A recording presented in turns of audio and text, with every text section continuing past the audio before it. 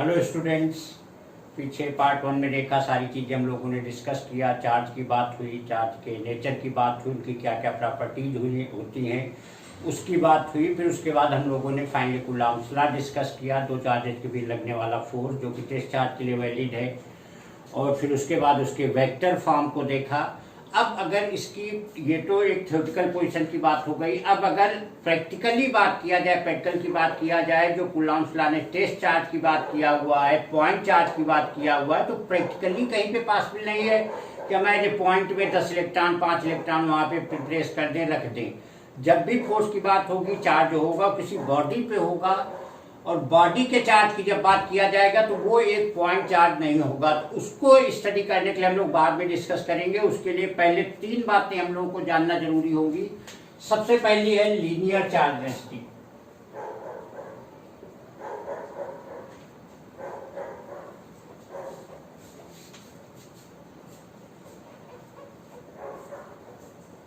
Linear charge density का मतलब होगा कि कोई भी लीनियर टाइप की चीज हो जिसमें मेनली लेंथ हो, लेंथ के कंपेयर में जो उसकी ब्रेथ हो, जो उसकी हाइट हो, नेग्लेक्टेड होना चाहिए। फॉर एग्जांपल, जैसे हाथ में पेन है, मार्कर पेन है, इसको एज ए स्टिक हम मान सकते हैं कि इसकी मेनली लेंथ है, इसके कंपेयर में जो इसकी हाइट है, ब्रेथ है, वो नेग्लेक्टेड है। तो ऐसी चीज को लीनियर चार्ज डेंसिटी कहते हैं। और इसको लैम्डा से, यहाँ पे डी लैम्डा से डिनोट करेंगे, और लैम्डा इक्वल टू होता है Q अपान L, means D Q upon D L. क्योंकि चार्ज डेंसिटी की बात की गई, हो सकता है चार्ज कुछ अलग हो, डेंसिटी उसकी अलग हो किसी बॉडी में। तो यहाँ पे D lambda equal to D Q upon D L, जबकि मेनली इसका जो डिनोशन होता है लीनियर चार्ज डेंसिटी का, lambda equal to Q upon L से होता है। इसको लीनियर चार्ज डेंसिटी कहा जाता है।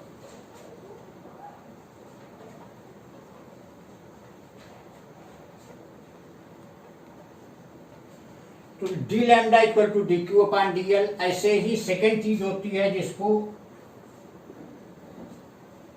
एरियल चार्ज डेंसिटी बोलते हैं।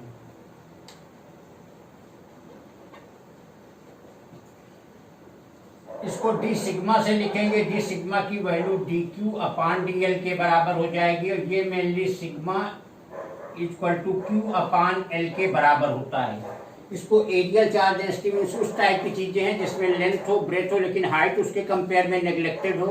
तो ऐसी बॉडी को एरियल चार्ज डेंसिटी, उसमें जो चार्ज होगा उसको डिनोट किया जाता है एरियल चार्ज डेंसिटी, और वो D sigma equal to D Q upon D L के बराबर होगी। और थर्ड चीज होती है volume charge density.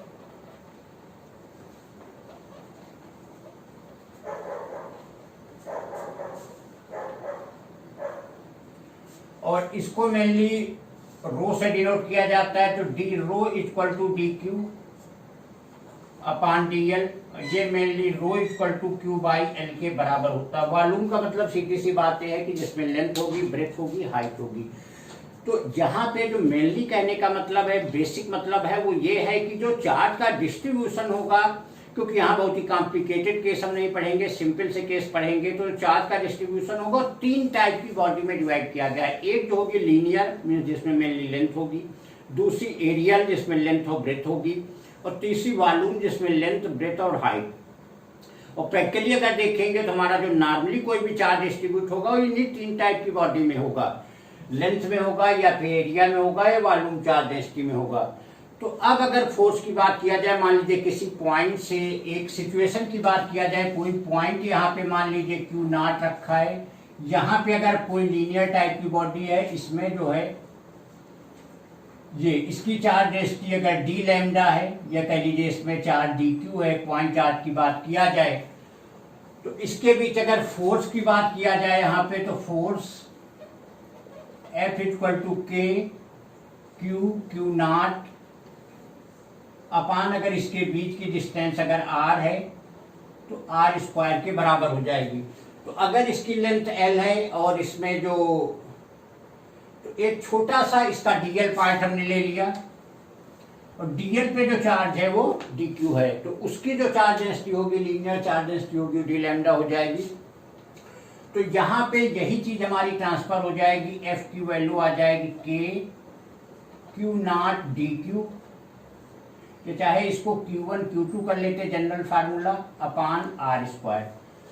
Q1 Q2, तो Q1 के लिए Q0 हमारा है, क्योंकि ये पूरी चार्ज यहाँ पे Q है, लेंथ हमने यहाँ पे छोटा सा पार्ट dl का जिसमें dq चार्ज है, तो dq में ट्रांसफर हो जाएगा, तो क्योंकि चार्ज डेंसिटी की बात है तो यही ट्रांसफर हो जाएगा f equal to k Q0 lambda dq की जगह lambda dl upon r square, और यहाँ पे वेक्टर फॉर्म है तो यहाँ पे एक यूनिट वेक्टर हम लगा देंगे।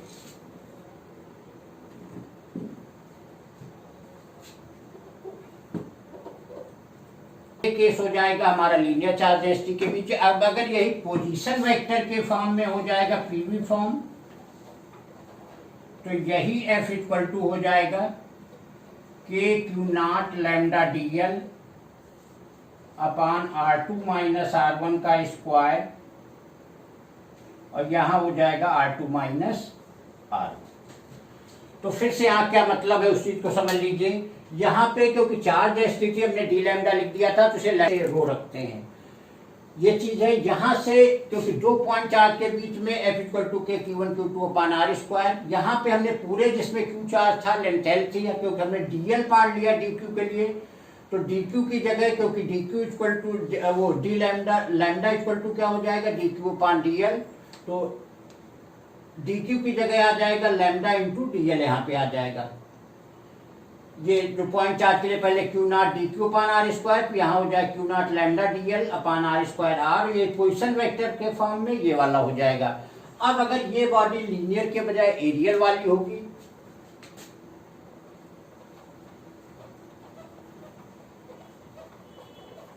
तो यही F की वैल्यू क्या आ जाएगी K Q0 sigma DL upon R square, यहाँ ये लग जाएगा, या इसी को हम लिख सकते हैं F equal to K Q0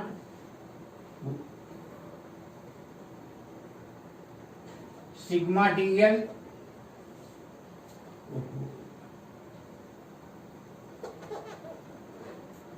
DA हो जाएगा, तो सिग्मा इंटू DA यहाँ पे आ जाएगा अपान R स्क्वायर यूनिट वेक्टर ये लगाओ, ये पोजीशन वेक्टर के फॉर्म में सिग्मा DA रहेगा R2 माइनस R1 का स्क्वायर, और R2 माइनस R1, और यही फॉर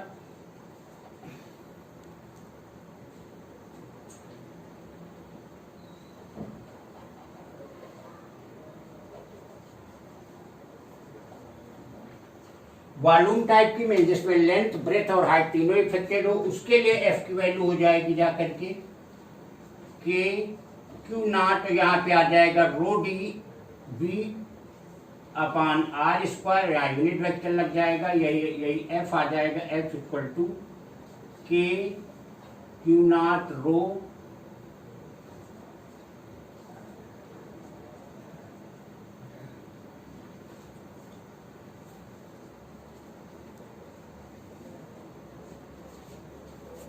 कूलम्ब लॉ ने टेस्ट चार्ज की बात किया, लेकिन अगर एक बॉडी कोई लीनियर है या एरियल टाइप की लेंथ ब्रेथ है या वॉल्यूम जिसमें लेंथ ब्रेथ हाइट तीनों है, तो अगर लेंथ वाली बॉडी है तो वहां पे लैम्डा इंटू DL, अगर एरिया टाइप की बॉडी, अगर volume mean length breadth height तीनों वाली बॉडी है तो रो इंटू DV में वो चीज ट्रांसफर हो जाएगी।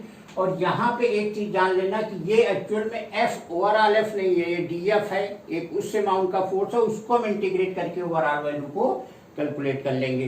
तो ये है सरफेस, वही चीज जो हमारी कूलम्ब लॉ पॉइंट चार्ज के लिए थी, वो चीज यहाँ पे बॉडी के लिए आ गई। तो ये है इसकी कूलम्ब लॉ की ओवरऑल थ्योरी, मेनली फोर्स, उसका वेक्टर फॉर्म ही पोजीशन वेक्टर फॉर्म में, और फिर उसको किसी बॉडी के लिए इस तरीके से देखना। अब हम लोग इसके आगे कुछ इसके न्यूमेरिकल देखते हैं। न्यूमेरिकल मेनली यहाँ करने का मतलब नहीं होगा, न्यूमेरिकल का मतलब न्यूमेरिकल अप्रोच कि how to do the numerical in physics, क्योंकि थ्योरी के साथ एक बात याद रखिए, फिजिक्स में न्यूमेरिकल करना एक अपने आप में चैलेंज होता है। यहाँ पे कुछ अलग स्टेप होते हैं, अलग चीजें होती हैं, यूनिट का ध्यान देना होता है, सारे कैलकुलेशन MKS में होते हैं, मैथ्स में नहीं है कोई चीज, अब चाहे मीटर सेकेंड जो भी कर ले, R में कर ले, वहां पे नहीं, लेकिन यहाँ पे सारे कैलकुलेशन MKS में होंगे, और उसको कैसे अटेम्प्ट किया जाता है अब हम लोग ये देखेंगे। तो हम लोगों ने कूलाम्स लॉ की थ्योरी देखी, उसमें कैसे क्या थी, सारी प्रॉपर्टीज कंडीशंस कैसे क्या अप्लाई होता है, वो सारी चीज़ें देखी। अब थोड़ी सी न्यूमेरिकल अप्रोच, अभी हमने बात किया हुआ था कि न्यूमेरिकल अप्रोच की चीज़ें देखते हैं और उसके साथ सीखते हैं कि यहाँ के न्यूमेरिकल क्वेश्चन कैसे अटेम्प्ट किए जाते हैं। तो एक क्वेश्चन यहाँ पे है कि एक +2 माइक्रोकूलाम का चार्ज है, एक +6 माइक्रोकूलाम का चार्ज है, उसके बीच में जो फोर्स है वो 12 न्यूटन का है। अब अगर दोनों चार्जेस को एडिशनल +-4 कूलाम चार्ज दे दिया जाता है तो सीधी सी बात, अगर -4 यहाँ दे दिया गया तो -2 माइक्रोकूलाम, -4 यहाँ दिया गया तो +2 माइक्रोकूलाम, ये चार्ज बन जाएंगे। तो अब उनके बीच फोर्स क्या होगा, डिस्टेंस यहाँ मिस की गई है। तो यहाँ पे अब एक बात और यहाँ पे पहले बात हो जाए, +2 माइक्रोकूलाम से +6 माइक्रोकूलाम कहने का मतलब इतने अमाउंट के इलेक्ट्रॉन्स वहाँ पहले क्या है, लेस हैं। अब यहाँ पे इतने अमाउंट के इलेक्ट्रॉन्स उसमें और डाल दिए गए, चार्ज बढ़ने घटने का ये मतलब होता है। तो पहले अगर फोर्स को हम अप्लाई करें तो F = K Q1 Q2 upon R², force की वैल्यू 12 न्यूटन है, K Q1 2 × 10⁻⁻6, 6 × 10⁻⁶, क्योंकि ऑलरेडी हमने बताया कि हम MKS सिस्टम फॉलो करेंगे, माइक्रोकूलाम को पहले कूलाम में बदलेंगे, क्योंकि चार्ज की यूनिट जो MKS सिस्टम में होती है कूलाम होती है। तो 10⁻�6 होता है अपान R²। यहाँ पे सीधे अगर K अपान R की वैल्यू हम देखें तो 12/12 × 10⁻⁻12, 12 से 12 कैंसिल, मीन्स 10⁻12। ये वैल्यू आ रही K/R की। और सारी चीजें यहाँ कैलकुलेट करने की जरूरत है, केवल K/R, हमें और वैल्यू रख के सिंप्लीफाई करने की जरूरत नहीं। अब क्योंकि डिस्टेंस की कोई बात नहीं की गई, दैट मीन्स की डिस्टेंस जो है सेम है। तो यहाँ पे फोर्स हमें न्यू केस का निकालना है। इन न्यू केस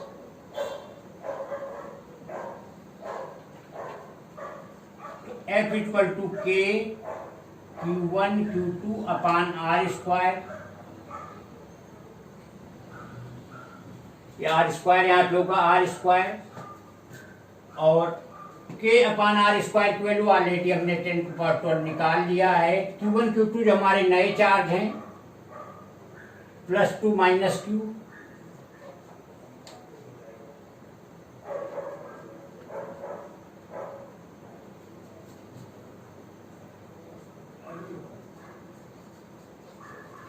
यहाँ पे एक चीज और ध्यान दीजिएगा, जैसे यहाँ -2Q +2Q है, तो इस साइन यहाँ रखने की कोई जरूरत नहीं है यहाँ, क्योंकि पहला जो फोर्स होगा दोनों प्लस थे। तो ये जो फोर्स है 12 न्यूटन रिपल्सिव फोर्स है, प्लस माइनस का फोर्स जो है वो अट्रैक्टिव है। तो यहाँ पे सीधे लिख दीजिए अट्रैक्टिव।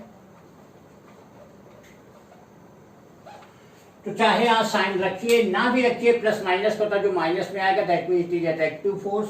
तो यहाँ पे 4 न्यूटन जो आ रहा है अट्रैक्टिव हो जाएगा, यहाँ पे अट्रैक्टिव। तो साइन का कोई मतलब यहाँ नहीं होता है। प्लस अगर फोर्स आ रहा है दैट मीन्स रिपल्सिव, माइनस अगर दैट मीन्स रिपल्सिव। तो ये जो फोर्स हो जाएगा वो अट्रैक्टिव फोर्स हो जाएगा, क्योंकि यहाँ माइनस वैल्यू आ जाएगी अगर पुट करेंगे। तो यहाँ 4 न्यूटन जो है इसका जो नया फोर्स हो जाएगा, पहले 12 न्यूटन का था, जब -4 माइक्रोकूलम एडिशनल चार्ज दिया गया तो जो नया फोर्स हो गया वो 4 न्यूटन का हो गया। तो इन चीजों का क्वेश्चन के साथ इन चीजों का हमें यहाँ ध्यान देना होता है। नेक्स्ट क्वेश्चन देखते हैं। एक +9e का चार्ज है, एक +e का चार्ज है और 16 सेंटीमीटर डिस्टेंस पे है।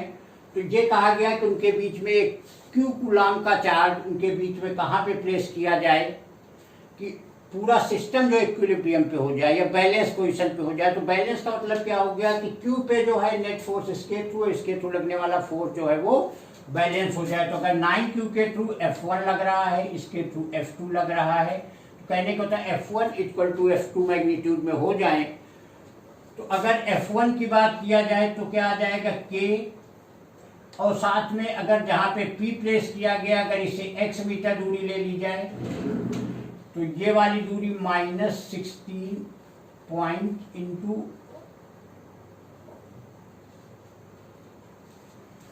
ये अगर x ले लिया तो ये वाली, क्योंकि सेंटीमीटर मीटर बदल देंगे तो 0.16 - x हो जाएगी। तो F1 की अगर बात किया जाए तो K Q1 9E into E अपान R की वैल्यू यहां से कितनी हमने लिया, X लिया हुआ है, तो ये x स्क्वायर हो जाएगा। और F2 की वैल्यू जो आ जाएगी K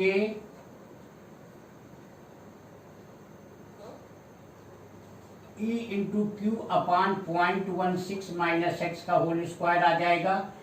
और साथ में अभी हम लोगों ने बात किया कि F1 इक्वल टू F2 दोनों के माड वैल्यू बराबर होनी चाहिए, तो उस कंडीशन में हम रख देते हैं यहाँ, तो K 9EQ अपान X square equal to KEQ upon 0.16 minus X square.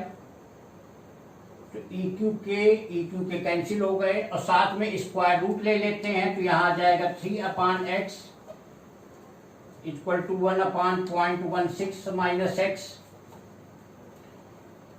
तो 0.18 minus 3x equal to x, तो 4x इक्वल टू 0.48, तो x की वैल्यू आ जाएगी 0.12 मीटर या इसी को 12 सेंटीमीटर। 12 सेंटीमीटर का मतलब क्या हो गया कि फ्रॉम 9 चार्जेस से अगर हम 12 सेंटीमीटर की दूरी पे क्यू कूलम चार्ज अगर प्लेस करेंगे तो क्यू चार्ज जो होगा वो हमारा बैलेंस पोजीशन पे होगा। तो बैलेंस का सीधा मतलब क्या हो गया कि 9 और E के थ्रू लगने वाला फोर्स का अमाउंट इक्वल होना चाहिए, उसका मैग्नीट्यूड इक्वल होना चाहिए, क्योंकि दोनों ही रिपेल करेंगे, पॉजिटिव चार्ज है, तो रिपेल करने की वजह से दोनों फोर्स के अमाउंट बराबर होंगे। जो प्लेस किया तो वैल्यू आ गया x equal to -12 metre and 12 centimetre. एक इसी से और रिलेटेड क्वेश्चन है, वो जरा देखा जाए, क्योंकि ये जो इक्विलिब्रियम की पोजीशन है ये थोड़ी सी अलग टाइप की, जैसे बदलती वैल्यू बदल जाती है। यहाँ +9E और -9E का चार्ज रखा हुआ है, दोनों के बीच सेम डिस्टेंस है 16 सेंटीमीटर, और क्यू चार्ज प्लेस किया जा रहा है। प्लेस करना है कि जो चार्ज क्यू है वो बैलेंस पोजीशन पे हो।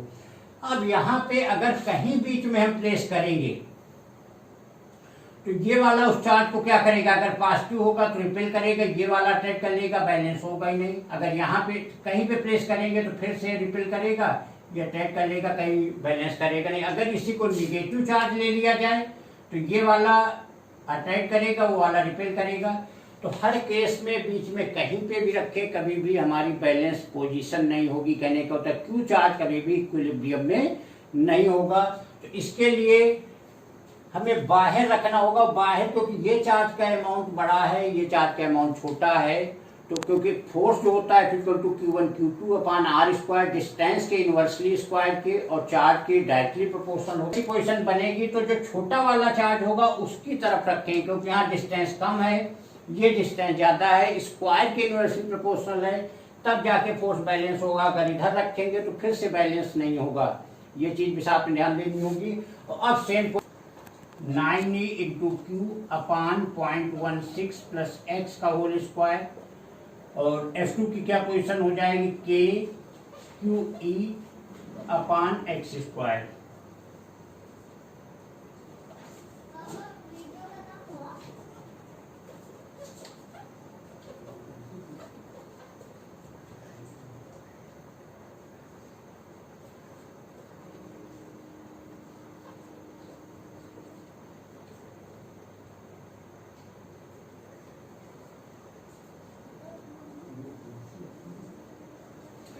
इसका क्या मतलब हुआ कि हमें ई से 1 सेंटीमीटर की दूरी पे रखेंगे तब एक बैलेंस पोजीशन बनेगी जाकर के। तो इस तरीके से हम क्वेश्चन को पहले जज, ऐसा नहीं है, यहाँ पे यही चीज होती है। मैथ्स के न्यूमेरिकल और फिजिक्स के न्यूमेरिकल में यही बेसिक डिफरेंस होता है। मैथ के न्यूमेरिकल फार्मूला बेस्ड ज्यादा, उसमें सिर्फ करने की प्रैक्टिस होती है, फार्मूला आना चाहे टेक्निक, लेकिन यहाँ और सारी चीजें, कैसे हम लोग फार्मूला, कैसे उसके सिस्टम में, और पहले उस पोजीशन को हमें समझना पड़ता है कि किस तरीके से यहाँ रखना है। देखिए यहाँ पे आके एक बार चीजें समझना, लेकिन न्यूमेरिकल है उनका आंसर लाना। यहाँ पे केवल प्लस माइनस बदलने से देखिए कितनी सिचुएशन बदल गई, क्योंकि न्यूमेरिकल से पहले उस सिचुएशन को समझना होगा कि क्या सिचुएशन क्रिएट हो रही है, तभी उसके बाद वो चीजें निकल के आ पाएंगी। तो ये था कि इसमें जो है बीच में पोजीशन तो 12 सेंटीमीटर पे थी, इसमें प्लस माइनस होने की वजह से यही 8 सेंटीमीटर हो जाएगा। एक क्वेश्चन इसमें आता है कूलॉम्स लॉ में एक बड़ी इंपॉर्टेंट चीज आती है कि क्वांटाइजेशन ऑफ चार्जिंग क्या होती है, what is the meaning of quantization of charging. और अगर लार्ज चार्ज की बात होती है तो इस क्वांटाइजेशन को इग्नोर क्यों किया जाता है, ये क्वेश्चन है। वही चीज हमने हेडिंग डाल दिया क्वांटाइजेशन ऑफ चार्जिंग। तो क्वांटाइजेशन ऑफ चार्जिंग कोई बड़ी नई चीज नहीं। क्वांटाइजेशन ऑफ चार्जिंग का मतलब क्या है कि ये तो पता ही है कि इलेक्ट्रॉन का जो साइज है वो बहुत ही छोटा होता है, उसका जो मास है 10⁻31 kg। एमई जो होता है mass of electron very very less है, और साइज में इतना छोटा है कि शायद हमारे एक बाल, एक हेयर के ऊपर मिलियंस बिलियंस ऑफ इलेक्ट्रॉन्स उसमें आ जाएंगे। तो इतना छोटा अमाउंट अगर है तो अगर एक बॉडी से दूसरे बॉडी पे अगर चार्ज को हमको ट्रांसफर करना है यहाँ से, तो क्लियर सी बात है इलेक्ट्रॉन्स का ट्रांसफर होगा। और ये इलेक्ट्रॉन्स का ट्रांसफर ऐसी कोई हमारे पास थ्योरी नहीं है कि हम हाफ इलेक्ट्रॉन का, 1/3 इलेक्ट्रॉन का, 1/4 इलेक्ट्रॉन का जो ट्रांसफर कर सकें, या कह दें कि एक अगर हम हथौड़ा किसी चीज में मारेंगे इलेक्ट्रॉन पे तो उसके 4 टुकड़े हो जाएंगे, 3 टुकड़े हो जाएंगे, 10 टुकड़े हो जाएंगे। ऐसी कोई थ्योरी नहीं है क्योंकि उसका साइज बहुत ही छोटा है।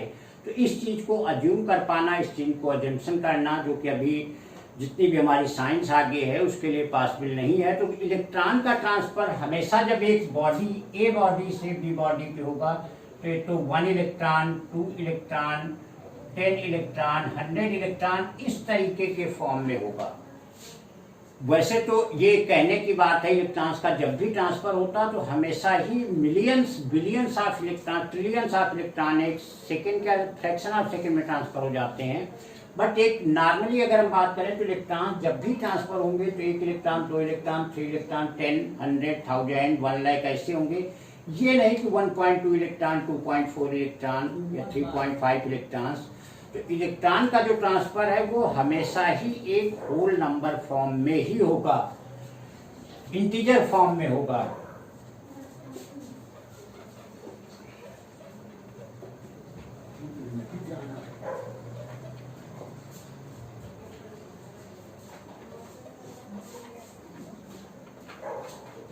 जब भी चार्ज का ट्रांसफर होगा तो हमेशा होल नंबर फॉर्म में होगा, जिसको हम Ne से लिखते हैं। दैट इज जो चार्जिंग होती है वो Ne फॉर्म में होगी, जहाँ n की वैल्यू 1, 2, 3, 4 एंड सो ऑन ऐसे करके होगी। इसी को कहते हैं क्वांटाइजेशन ऑफ चार्जिंग। तो ये एक कॉन्सेप्चुअल चीज है, कोई नई चीज नहीं है। क्वांटाइजेशन ऑफ चार्जिंग का मतलब है किसी बॉडी पे जो चार्जिंग है वो हमेशा ही क्वांटाइज होल नंबर फॉर्म में होगी।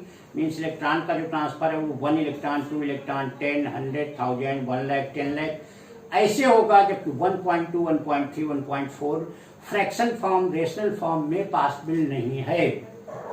ऐसी कोई थ्योरी नहीं है कि 1.2 means 0.2 electron, 0.3 electron, 0.4 electron, fraction of electron possible नहीं है। जब भी ट्रांसफर होगा होल नंबर फॉर्म में होगा। और होल नंबर का मतलब जब भी बॉडी में चार्जिंग होगी Q = Ne फॉर्म में होगी। n की वैल्यू कुछ भी हो, 0 हो, 1, 2, 3, 4 कुछ भी ऐसी हो सकती है, इस तरीके से होगी। तो बॉडी की चार्जिंग, इसी को कहा जाता है क्वांटाइजेशन ऑफ चार्जिंग। अब एक बात कही जाती है कि अगर लार्ज कोई बॉडी है तो लार्ज बॉडी के लिए ये क्वांटाइजेशन वैल्यू क्यों नहीं होती। तो लार्ज वो क्वांटाइज ही होता है, एक एक्सप्रेस करने का तरीका होता है।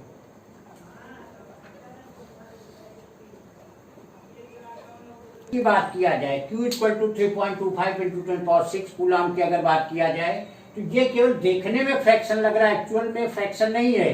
इसको अगर 10⁶ इतने 0 बढ़ा देंगे तो ये क्वांटाइज फॉर्म में आ जाएगी, होल नंबर फॉर्म में आ जाएगी। कोई भी अगर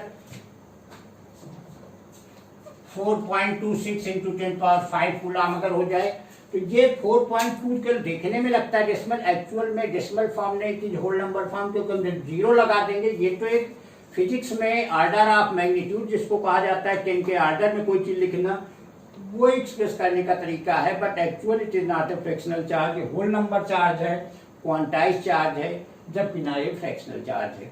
तो ये मतलब हुआ क्वांटाइजेशन ऑफ चार्जिंग का। और जो लार्ज में वो एक्सप्रेस तो कर दिया जाता है लेकिन एक्चुअल में वो होल नंबर क्वांटाइज चार्ज ही होता है। तो ये हुआ क्वेश्चन का मतलब कि क्वांटाइजेशन ऑफ चार्जिंग। और जो यहाँ पे ये केवल एक एक्सप्रेस करने का तरीका है, जबकि it is a whole number charge.